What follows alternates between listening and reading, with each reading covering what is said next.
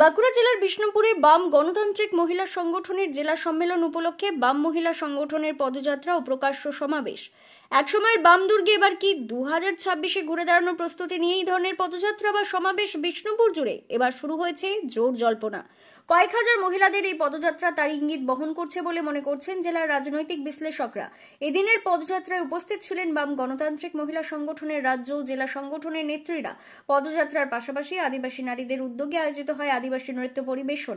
সমাবেশে বক্তব্য রাখেন সিপিআইএম নেতা বিকাশ রঞ্জন ভট্টাচার্য। তিনি বলেন, চলমান এসআইআর নিয়ে বিভ্রান্তি ছড়িয়ে রাজ্যের জনগণকে বোকা বানিয়েছে শাসক দল ও কেন্দ্র সরকার। এসআইআর নিয়ে এলাকায় সচেতনতা বৃদ্ধি করার পরামর্শ দেন তিনি।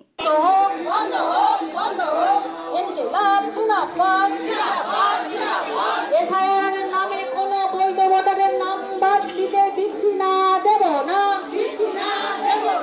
এসআইআরের নামে কোনো করবে দেশে। আর এখানে আমাদের কিছু বসারও জায়গা আছে, আসবেন। আর নাচের টিমটা আপনারা সামনে চলে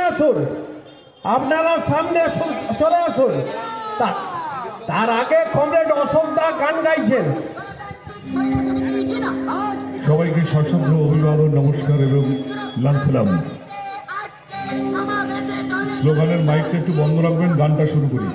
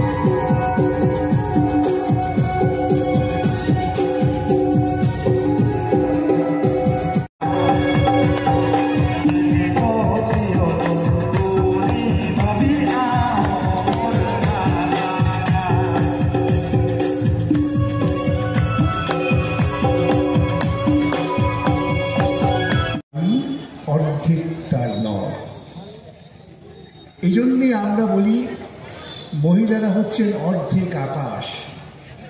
তা যদি অর্ধেক আকাশ মুক্ত না থাকে, অর্ধেক আকাশ যদি মেঘাচ্ছন্ন থাকে, তবে কি আমরা গোটা চিত্রটা বুঝতে পারবো? গোটা চিত্রটা বুঝতে পারবো না।